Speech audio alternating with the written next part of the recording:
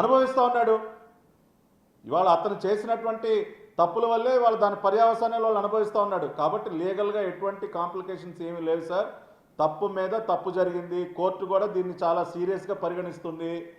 దీని పర్యవసానాలు కూడా చాలా కఠినంగా ఉంటాయి. అంటే ఇప్పుడు మీరు మీ లైవ్లోకి వచ్చేటప్పుడు మీ మొబైల్కి వచ్చిన మెసేజ్లు చదివి చూపించారు. చాలామంది తెలుగుదేశం పార్టీ శ్రేణులంతా కూడా వల్లభనేని వంశీ అరెస్ట్ని స్వాగతిస్తూ కంగ్రాట్స్ చెప్తూ పెడుతున్నారు.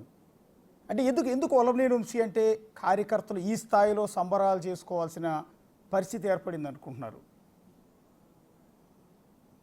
తెలుగుదేశం పార్టీ శ్రేణులే కాదు అశోక్ గారు, కామన్ మ్యాన్, ఒక సామాన్య పౌరుడు ఇవాళ దేశ విదేశాల్లో ఉన్నటువంటి సామాన్యులు మెసేజ్లు పెడతా ఉన్నారు ఇవాళ. ఎందుకంటే ఇప్పుడు ఒక వ్యక్తి అంత రాక్షసంగా ప్రవర్తించి అంత భయానక వాతావరణం సృష్టించి మహిళలను కూడా చూడకుండా ఆ రకమైనటువంటి పదజాలం, ఆ రకమైనటువంటి దాడులు చేస్తే ఎవరు మాత్రం ఉపేక్షిస్తారండి? ఇవాళ మొన్న 164 సీట్లు ఎన్డీఏ కూటమికి వచ్చాయి అంటే దానిలో అనేక అంశాలతో పాటు ఈ అంశం కూడా ఒక ప్రధాన కారణం సార్. ఇటువంటి సైకోలు రాక్షస ముక్కని సమాజంలో లేకుండా చేయాలి, వీళ్ళని జైళ్ళకి పంపండి, వాళ్ళని కట్టడి చేయండి అన్న అంశం కూడా ప్రధానమైనటువంటి అంశం. ఎందుకంటే ఇవాళ ఎంతమంది బాధితులు సార్.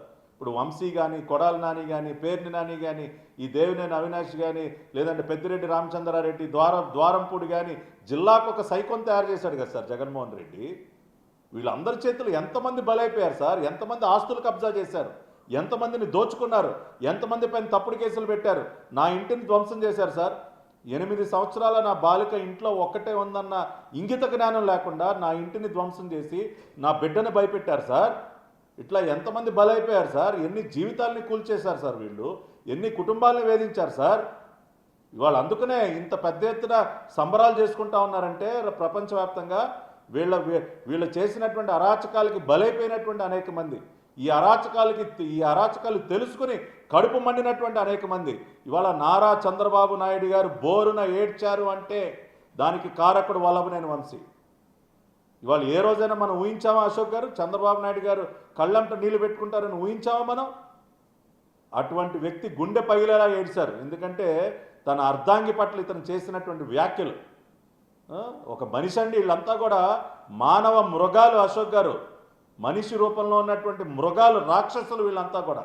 అందుకని ఎప్పుడు రాక్షస సంహారం జరిగినా ప్రజలందరూ కూడా ఉత్సవం చేసుకుంటారు.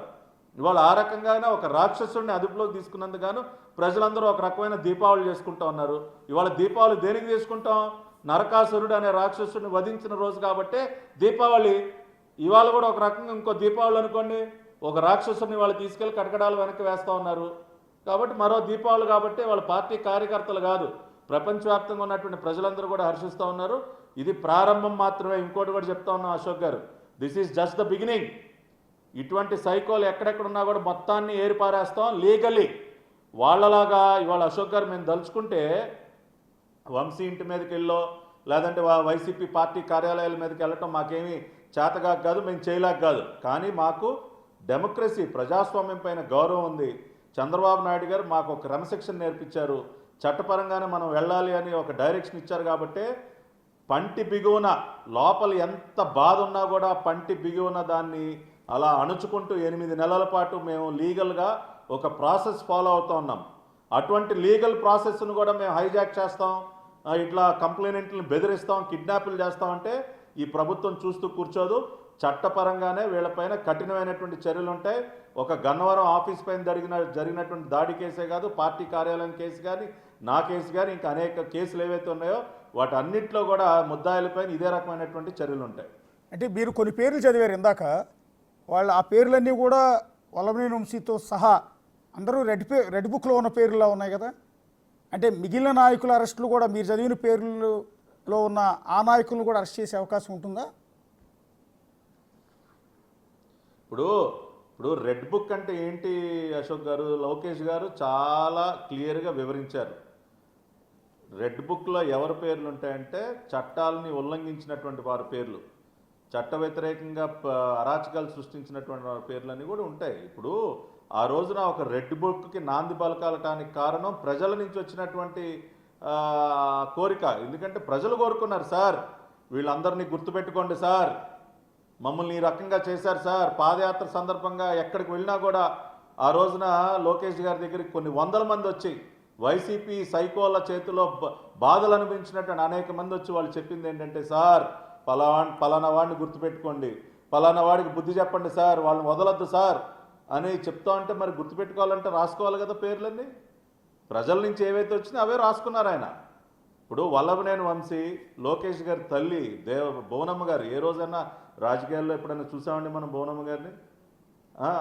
ఆయన భువనమ్మ గారి తండ్రి అన్న ఎన్టీఆర్ గారు ముఖ్యమంత్రిగా ఉన్నప్పుడు ఏ రోజన్నా అన్నగారి బిడ్డలు ఎవరైనా రోడ్డు మీదకి వచ్చి రాజకీయ పరంగా ఏమైనా ఒక్క మాట మాట్లాడేవాళ్ళ? భువనమ్మ గారు ఎంత హుందాగా ఉంటారండి. అటువంటి వ్యక్తి పైన కూడా అసలు ఎలా వీళ్ళు మనుషులేనండి అటువంటి వ్యక్తులపైన మాట్లాడతారండి? కాబట్టి ఖచ్చితంగా ఇప్పుడు రెడ్ బుక్ అనేది ప్రజల నుంచి ఉద్భవించినటువంటి ఒక పుస్తకం. అది ప్రజలు కోరుకున్నారు. వీళ్ళందరికీ ఇవాళ మేము ఎక్కడికి వెళ్ళినా, Ashok garu, I'm not exaggerating, మేము ఎక్కడికి వెళ్ళినా, ఏ పెళ్లికన్నా ఎక్కడికి వెళ్ళినా ఫస్ట్ మమ్మల్ని అడిగే క్వశ్చన్, సార్ ఏంటి సార్ ఆ సైకోల్ని ఎప్పుడు సార్ అరెస్ట్ చేసేది అంటారు. ఇంకేం అడగరు. సరే సంక్షేమ పథకాలు మిగతా డెవలప్మెంట్ అన్నీ వాటన్నిటికంటే ముందు మమ్మల్ని అడిగే మొట్టమొదటి క్వశ్చన్, సార్ ఆ వంశీ గారిని ఎప్పుడు అరెస్ట్ చేస్తున్నారు? మహిళలు, మరీ ముఖ్యంగా మహిళలు ఎప్పుడు అరెస్ట్ చేస్తారు సార్? ఎప్పుడు సార్ మేము ఆ సన్నివేశం ఎప్పుడు సార్ చూసేదని చెప్పి ఇవాళ. అందుకని ప్రజాభీష్టం, ఇది ప్రజాభీష్టం. 164 సీట్లు ఒక్కొక్క కాన్స్టిట్యున్సీలో 70,000, 80,000, 90,000 మెజారిటీలు వచ్చినాయంటే ఒక కసి, ప్రజలు ఒక కసితో ఓటేశారు సార్.